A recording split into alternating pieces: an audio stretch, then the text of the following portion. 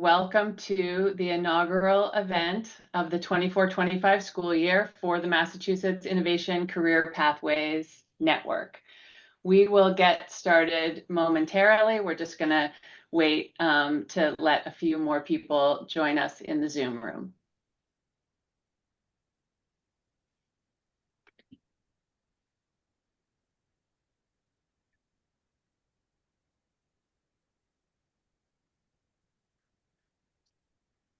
It is great to see so many of you arriving for this network welcome event. And we want to offer a special welcome to anyone who is joining us for the first time. So in a minute, when we ask you to do an introduction in the chat, we certainly welcome you to let us know if this is your first time coming to an MAICP event. We are very happy that you are here.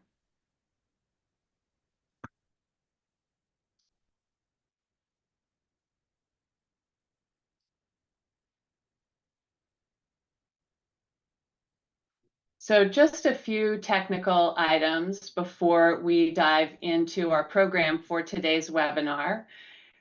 We would like you to know that today's event is being recorded, and we do that so that we can post the recording on the MAICP website after the fact. And there are also closed captions available for this. You can find them in the top left corner of your Zoom screen. There's a button that says live in red, and if you click on the small arrow on the right, that will give you instructions on how to view the closed captions in real time.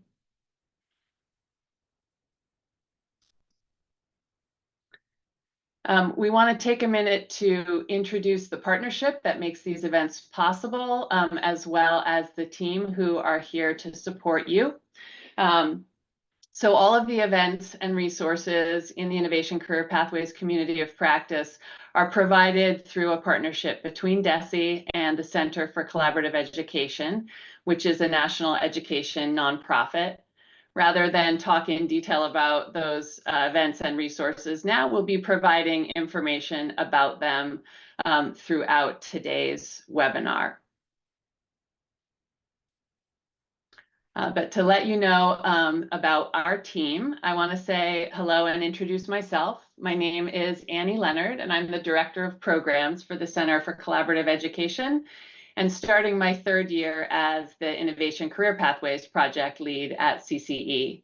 Prior to working at CCE, I have been a Massachusetts public educator for more than 30 years as a teacher, assistant principal, and project director from the Berkshires to Boston. And I am really honored to be part of this fantastic community of practice. I'm joined today by my colleague, Allison, who is the Director of Operations for CCE. She's providing all the technical support. So if there's anything at all that you need to make this event more accessible to you, if you run into any glitches, please just message Allison in the chat and she will do her best to help you out. And now I want to pass to my DESE colleague, Jennifer, to introduce herself and the DESE folks here. Well, good afternoon, friends. It's great to see so many of you here. We've actually crossed 85 folks in the meeting. Yes, that includes DESE and CCE staff. But yeah, it's fantastic that you're all taking time out of your incredibly busy schedule to spend an hour with us today, kicking off our 2024-2025 community of practice. I am, Jennifer Gwatkin. I've been with DESE since 2014 and have worked on innovation career pathways since their inception in 2017. It's been a wonderful journey watching us grow from just a handful of districts. There are some folks from our initial designee districts here to now having almost 100 districts involved in our community. So welcome to you all, and we look forward to a great year ahead. And I'd like to pass the mic over to Latoya to introduce herself. Hello, good afternoon, everyone. My name is Latoya Tavernier. I am a liaison in the Office of College, Career, and Technical Education at DESE, and I work closely with Jennifer Gwatkin on Innovation Career Pathways. I've only been doing this work for a year and 9 months because I started last year, but I am very happy to see a few familiar faces from districts that I've work with or people that have attended our events, and very happy to see new faces. So welcome to those who are new to our community. Thank you, Latoya. So we always do like to start our workshops with a connections activity. And as I mentioned, while folks were coming in, we would love it if you would introduce yourself in the chat. If you'd like to put your name and the school or district that you're affiliated with, or if you're from a partner organization, let us know. If you want to mention pathways that you plan to apply for designation for this year, or pathways that you received designation for last spring, that's great too. And then I'm also just going to launch a quick 1-question poll. It's a multiple choice question that's currently up on the screen, and you'll see the poll appear in Zoom in just a second. And that'll give us all some idea about the current levels of experience with innovation career pathways that we have here in the room. So I'm going to launch that now and give you all a minute to self-describe according to the poll. Hopefully you find that one of these 3 descriptions is suitable to you.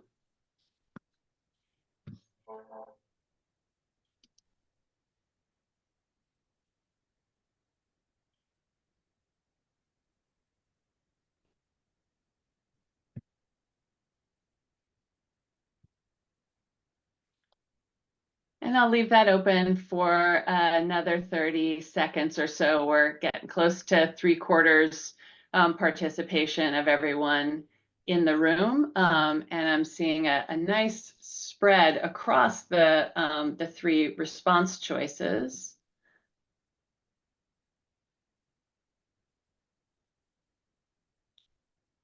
All right, that's been open for a minute now, so I'm gonna close it and share the results so that you can see that we're about 45% of attendees who are new to our network and in the early stages of planning for 1 or more pathways. A solid 38% are current designees considering applying for an additional pathway, and then some folks who are just here to learn what's new in the network and what innovation career pathways are all about. So that is exactly what we are here for today. We want to share the latest developments in the initiative. We want to share information about the professional learning offerings and other resources available to you as a member of this community of practice. And as always, we want to build connections and share ideas across this network. So we're going to do that by wrapping up our welcome and connections in a minute and moving into some content related to the current landscape in innovation career pathways. Then deep dive into some of the resources, both web-based and event-based and real human support resources that we provide. And leave some time for you to have breakout conversation with some peers before we close up this afternoon's webinar. So we are going to begin by hearing from Jennifer and Latoya about some of the new developments in innovation career pathways. So with that, Jennifer, I pass the mic to you. Great, thank you. So first, what are innovation career pathways? Launched back in 2017, innovation career pathways, or ICP as we affectionately call them, are structures within our academic and comprehensive high schools. And participation in ICP personalizes and contextualizes student learning, promotes deeper engagement in the high school experience, and can lead students toward opportunities for meaningful careers in relevant industry sectors.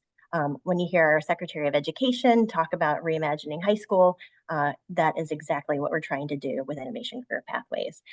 Innovation Career Pathways are designed to increase equitable access by eliminating barriers to student participation so that students can enroll, participate, and authentically engage and successfully complete pathway experiences without respect to prior academic performance.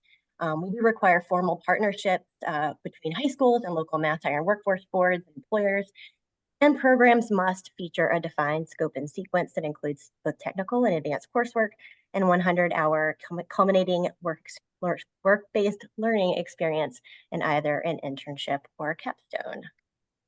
We can So go to the next slide, please. I will go to the next slide, and just before you continue, Jennifer, I saw a question from John Provost in the chat about is there a place to ask questions? You're welcome to put them in the chat, as Allison said. If we're not able to get to them today, we will certainly get to them at an upcoming event or add information to today's resource guide to try to address any questions. And then Christine said, can you repeat the year that ICP was launched? Sure. So back in 2017, 2018. So I think we're on our 8th round for designations. All right. So innovation career pathways are grounded in 5 guiding principles which work together to provide a framework for the pathway experience. And in order for a school to receive designation, the applicants are required to demonstrate that their proposed pathways are rooted in all 5 of these guiding principles. Many of the community of practice learning offerings explore these principles in depth. Applicants must propose a program that is aligned with career opportunities in a broad industry sector with high employer demand identified by the Workforce Skills Cabinet Regional Blueprint process. I think we might be able to put a link in the chat to that. And there are 6 priority industry sectors. They're here for you on the screen. Clean energy was just added with this last designation cycle. And very excitingly, we have a new model within the information sector for a data science pathway that's supported in collaboration with CS4Mass and EDC. The course of the year, we'll offer numerous opportunities for you to learn about the sectors and to connect with other schools who are working on those pathways. And Jennifer, I know you've shared information on the listserv about that new model for the information pathway. And I'd be happy to add that to the resource guide as well, so that folks who might be interested can learn more about that. Excellent, thank you. Yes, we actually facilitated a webinar back on August 20th, and a recording is going to be made available on the maicp.org community of practice site. So on this slide, you can see the current pathways by sector. We have pretty great distribution across industry sectors. And like I mentioned before, clean energy was the 6th sector added this last year. We're excited about that being online for us. So as of this last spring, there are 228 pathways designated in 97 schools across the Commonwealth. We got so close to 100 schools. We're going to cross that line this year, and super excited that over 8,000 students will be enrolled in designated pathway programs this fall. And if you're interested in the full list of designees, you can find that on the Innovation Career Pathways webpage. And just before we go to Latoya, I wanted to mention that the links that are coming into the chat are also found in the resource guide. So you're certainly welcome to click through links as they show up, but don't worry about saving them. You will have access to them through the resource guide. Latoya. Well, thank you, Annie. So for schools that are interested in designing or in the application stage, there are 2 points of contact that you need to remember. One is your Regional MassHire Workforce Development Board, and there will be a link to that in the chat. Thank you, Allison. And that is the map that we have up there. And the second contact is your CCTE liaison at DESE, which is what I am. Your local MassHire Board is a required partner and a key resource for learning about the local labor market, priority industries, connecting activities, and exploring potential employer partners, which is the other important partner in doing this work outside of your schools. And in terms of your CCTE liaison, we are the first point of contact for questions related to applications, designation, and funding for ICP. Liaisons are assigned by MassHire Board regions, hence why we have this map up here to build a depth of knowledge in both the educational and economic landscape of the region. There is, I will name some of the liaisons, but we have one that is in the room already. And so I'm gonna ask Garvey to come off mute and just introduce yourself and tell us which one of the regions that you cover, and then I will talk about the rest.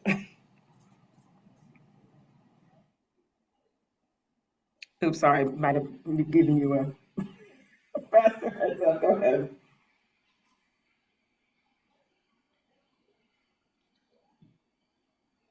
Oh, I think you're on mute. You're muted, Garvey.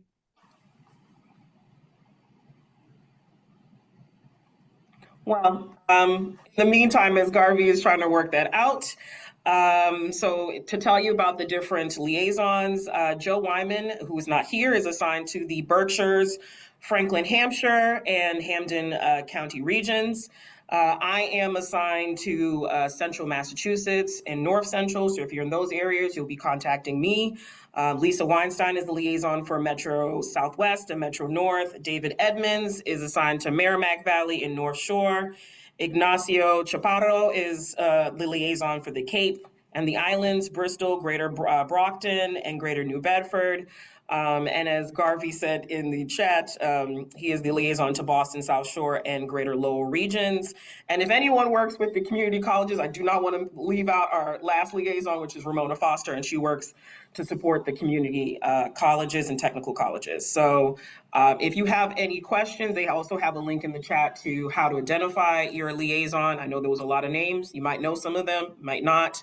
But if you have any questions in regards to help in designing your programs or just going through the application process, definitely reach out to your liaison for your region. Thank you so much, Latoya. We really can't emphasize enough how important it is to build an inclusive team at the outset of your planning process. And your mass hire partners and your CCT liaison from DESE are certainly critical members of that team. So thank you for all of that information. And we're going to go back to Jennifer now for some funding related information. Great. Thank you, Annie. I realize there's some questions in the chat about grant funding for those of you who've applied for planning grants this year, trying to figure out, when funds are going to be released. I will say that quickly that we are still awaiting governor approval. Though your planning grants were approved on the 30th of July, for those of you who applied for round one, we are still awaiting governor approval. That means you can't draw down your funds at this point. You are allowed to charge expenses to the grant. You just won't be able to get reimbursed until we have that governor approval in hand. Fingers, toes, eyes, ears crossed. We will be hearing from the governor's office soon. Round two, which was just due this last week. We're beginning the review process for that. But that's a lot of information pertinent to those of you who are in the process right now. Overall, the way that we approach funding for Innovation Career Pathways is really through a variety of ways. Historically, it has been through grant making. We are fortunate to have 100% of our dollars in the state in a line item. In fiscal 25, this current fiscal year, we did change to a competitive RFP for both our planning grants as well as our implementation grants, which are dollars for newly designated programs. Planning grants, those of you who are in the process now are familiar. This year was a maximum award of $15,000. We are giving preference to LEAs who have not received grants in the past. These are due annually in mid-June and early September. So again, we just had a round two deadline and we're embarking on the review of those. Implementation grants are for newly designated programs, and they typically fund staffing, instructional materials, and career resources. This current year, fiscal 25, the maximum award is $75,000. And there are support grants for designated programs who are in years 2 and beyond, usually years 2 through 5, following designation.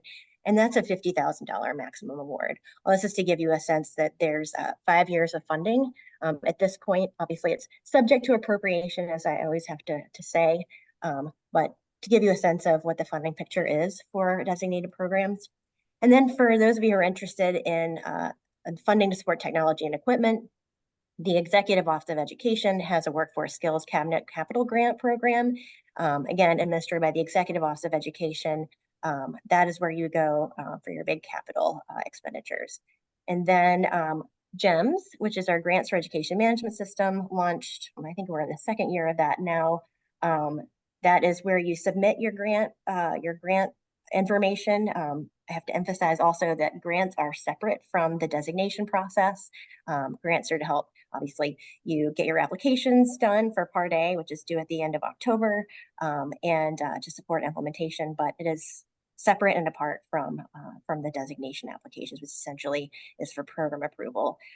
So we'll put some links in the chat, and they're also on your resource guide for GEM support resources, and also where you can find information on allowable uses of funding and reporting requirements. One thing I do want to emphasize here is the importance of collaborating with your business or grants office colleagues on all of your funding efforts in order to ensure that we can process grants for you. They have to be in a timely manner. The deadlines are firm, given that these are competitive RFPs. And unfortunately, if it doesn't get to the LEA superintendent stage in time for it to meet the deadlines, we're not able to consider your funding request. So early and often collaborate with your business or grants office colleagues. Jennifer, thank you. There's a question from Christine Wu that says, is the state considering continuing support grant funding or other forms after year 5? Is that something you're able to speak to?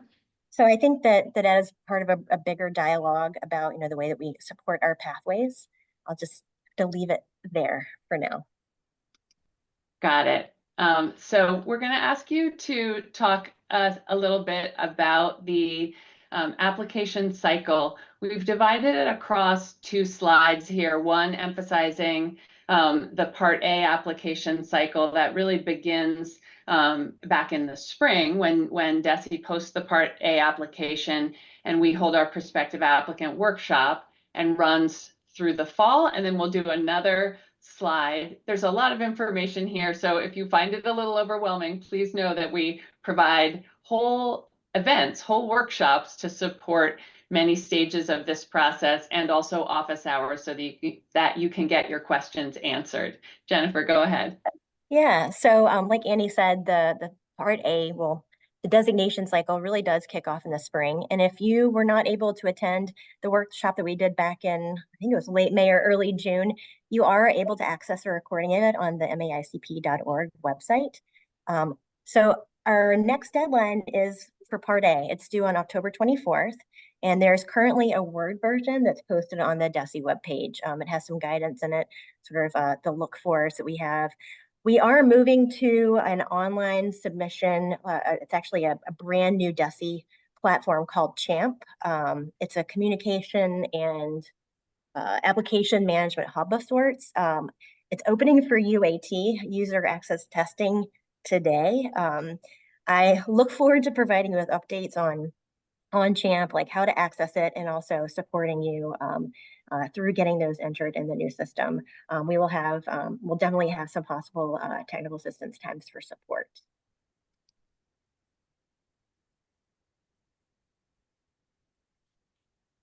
And so Part B is, you're invited. We have to review your Part A application. If your applications demonstrate that you are in a good position to move forward, you have significant plans in place, you're invited to advance through the designation process.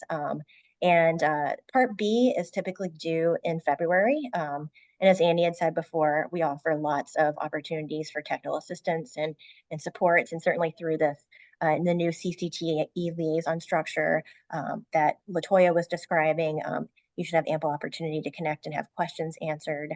But as a complement to the Part B process, we do request some time for applicant interviews. It's a 60-minute session during which we ask some clarifying questions. It's really intended to round out the written submission process. So those typically happen after your February vacation. And then ultimately designation is conferred by the DESE commissioner in late March. Just a reminder that all the deadlines, the timeline is available on the DESE Innovation Career Pathways page, and they're also linked in the resource guide. So I think with that, Annie, maybe I can turn it back over to you.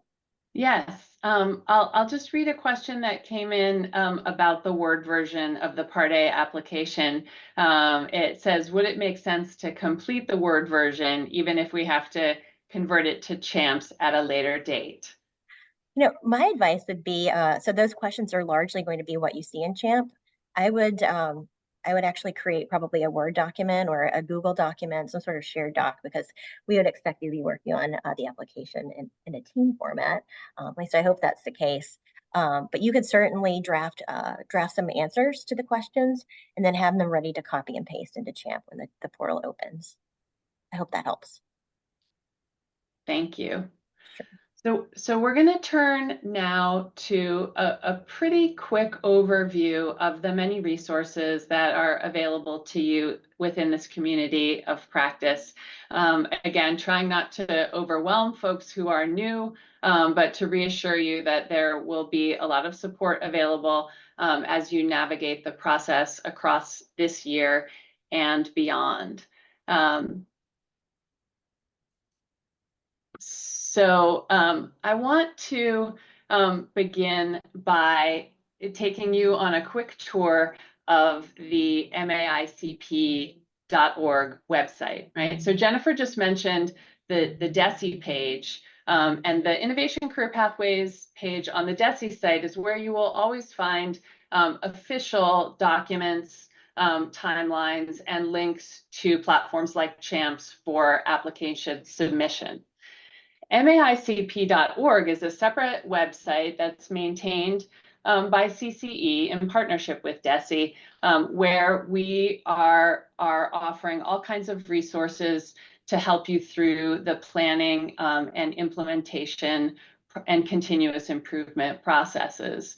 Those of you who have been around for a while will remember that the website prior to this version was a little bit of a clunky Google site, and we are really happy with the new resources and features that are available here. And I would encourage you to click on the link that Allison put in the chat to maicp.org and kind of click along with me, especially if you're not yet that familiar with this website, so that you get a sense of what's there that might be helpful to you. First of all, you can see in the upper right-hand corner, if you're not already on our mailing list, or if you want to connect a new team member to join the listserv, you can click Network Mailing List Sign Up. But a really important feature of this redesigned website is a members portal.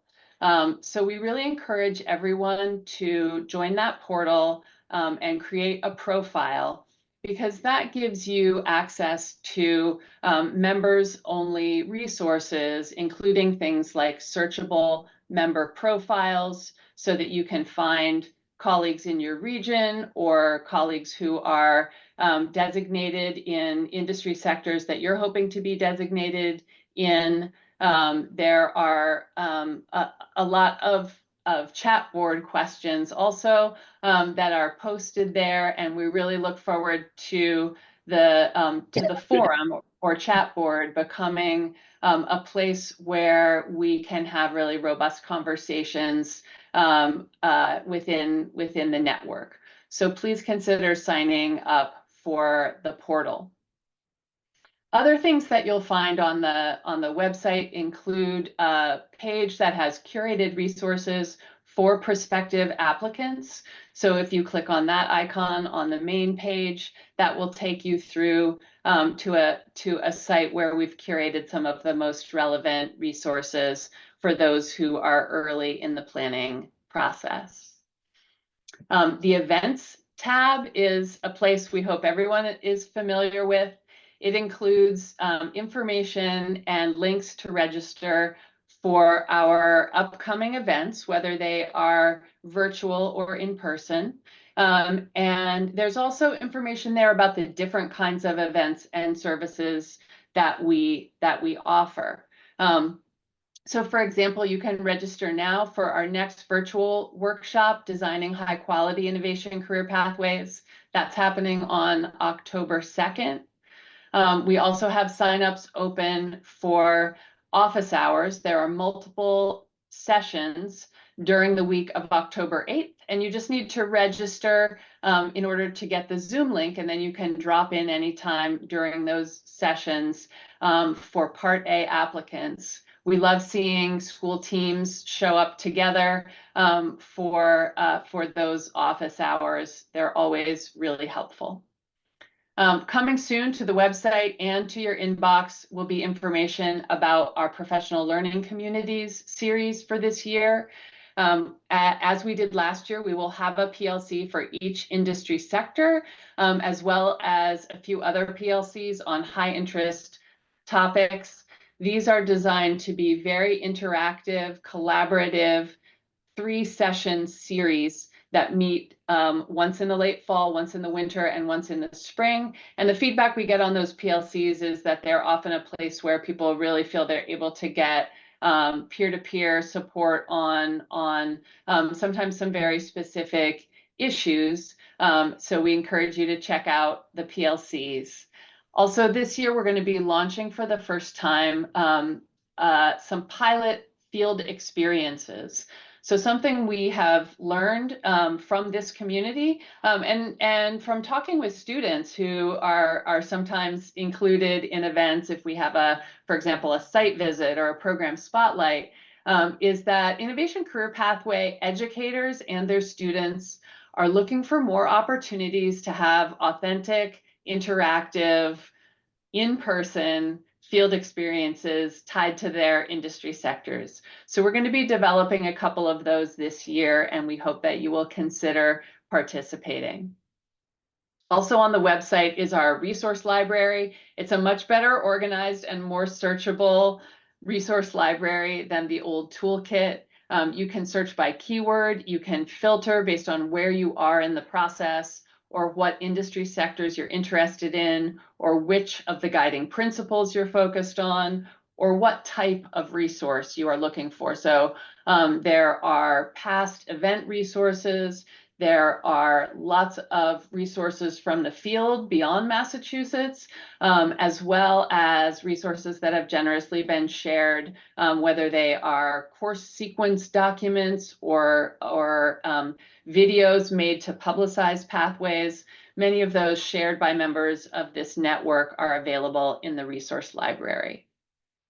There's an FAQ on the website. We update it frequently. Please check there first when you have a question. It is searchable and lots of common questions can be, answers to them can be found there.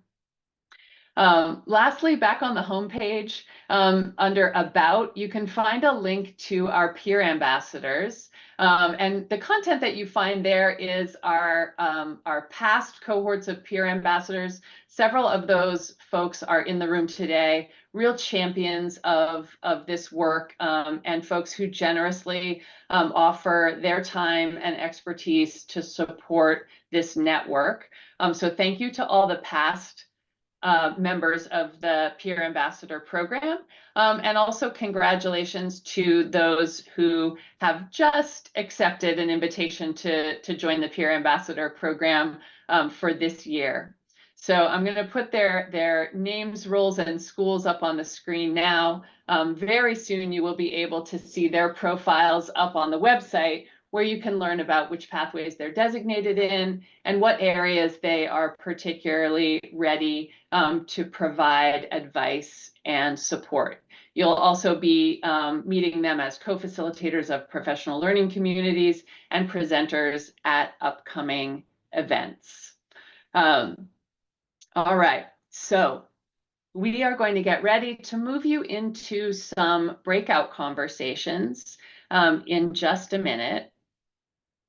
I'm going to slow down and just ask my co-presenters if there's anything I've missed in the chat or any questions we should address before we go to breakouts. Please jump in.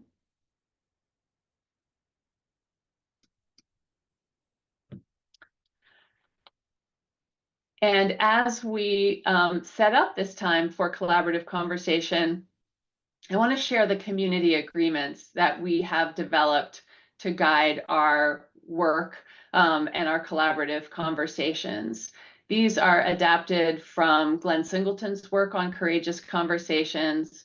And we find that reading them, thinking about them, and most importantly, abiding by them and helping each other abide by them when we are collaborating really helps us create the kind of inclusive and productive network of professional learning that we want to have. So please consider those as you head into breakout conversations.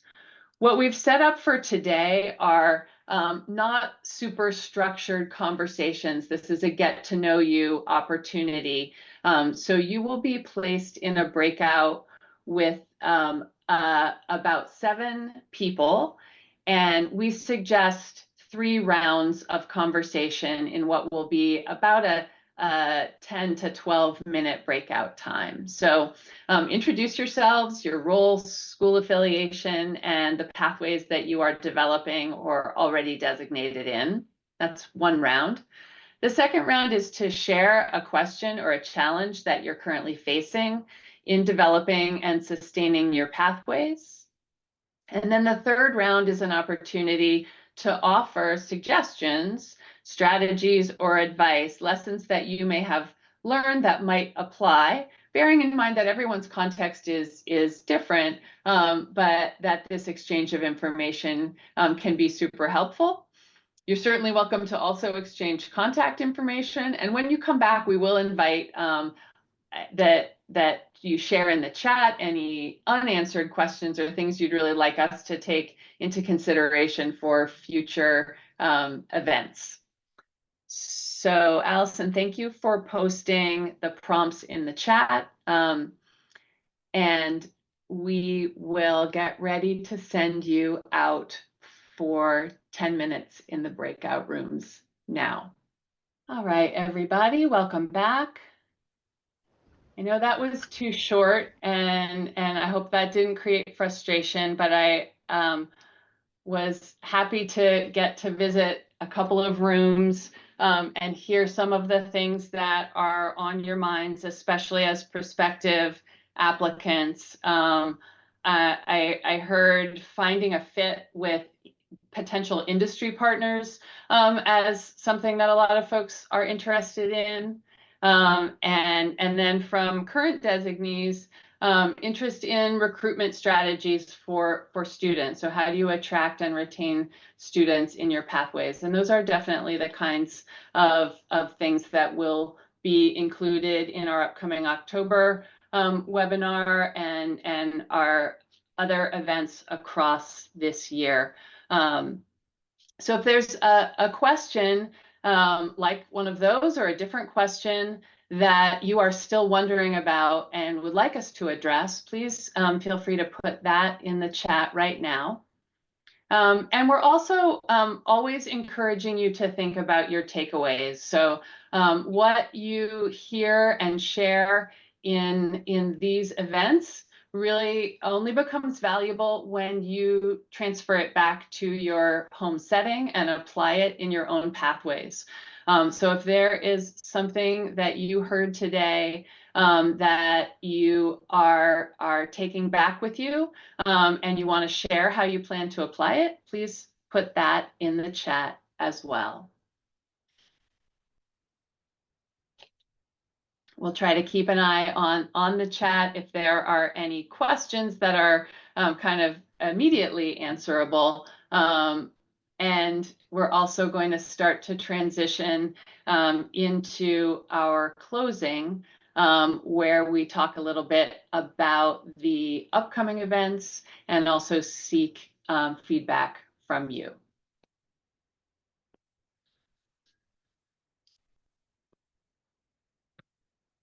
And I think I've lost my chat window, so if my co-presenters are seeing any questions and you want to read them out, please go for it.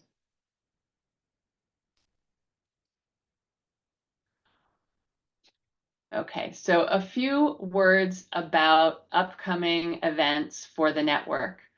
Allison will put the link to the events registration page back in the chat for you. And we always do send out listserv blast emails with information and registration links as well.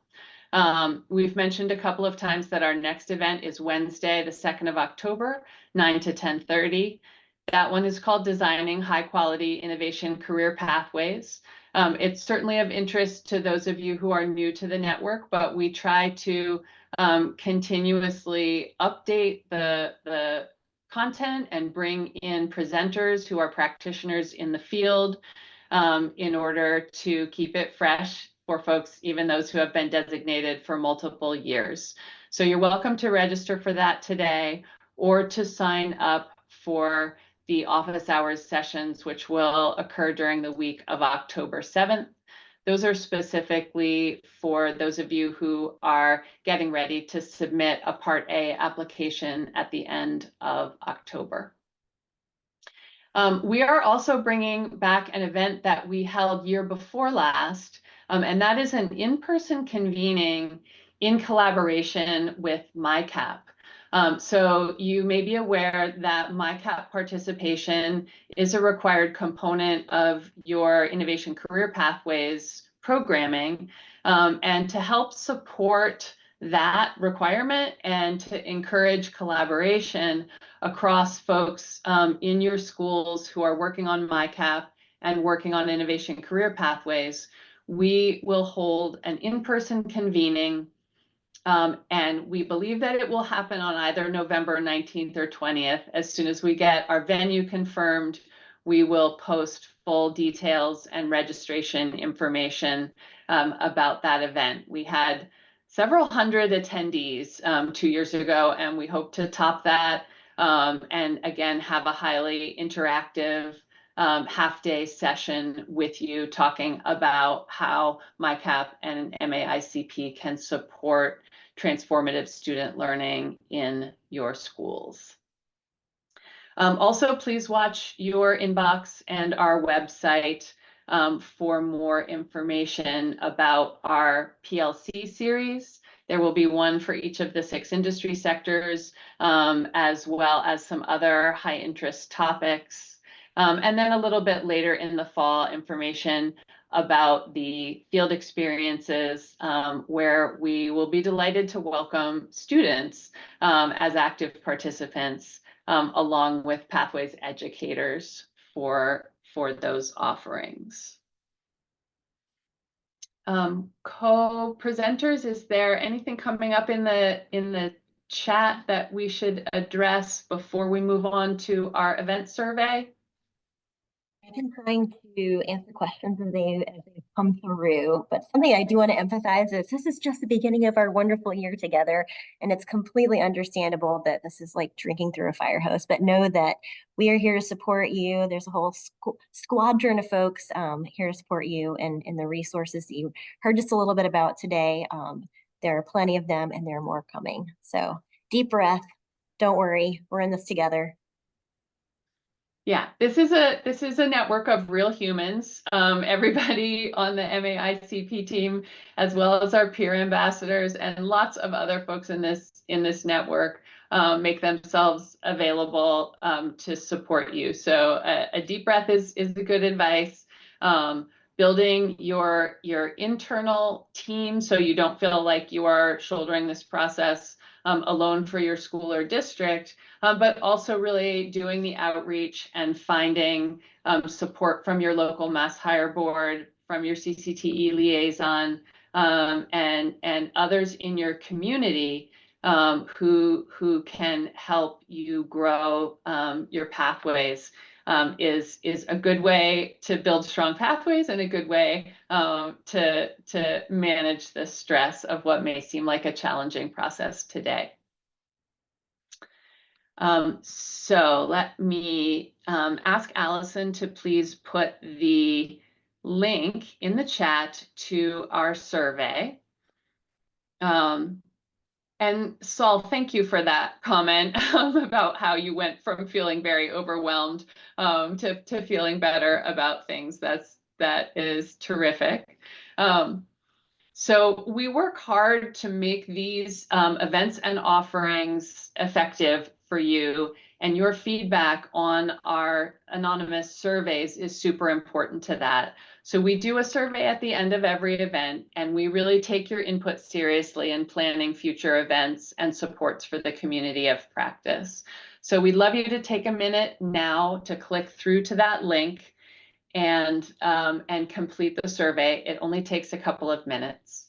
After you complete the survey, you will be offered the option to provide your email and be entered in a prize drawing. So the survey is anonymous, but if you choose to provide your email, we enter you in a drawing at the end of the school year. And so the more events you attend and the more surveys you complete, the more chances you have to win a gift card at the end of the year. Either way, we hope you will take the time to provide the feedback, and I will include that survey link again tomorrow in a follow-up email in case you missed the chance to do it today. So that brings us to the end of this hour. We are looking forward to many more opportunities to connect with you across this year. We're just an email away as well. So the contact information for me and for Jennifer is up here. But again, we really encourage you to join that portal on our website, and that's an opportunity to build connections across this amazing network of educators. And so thank you again for coming, and we're going to end today's session. Wish you well for a great afternoon. Thank you for coming.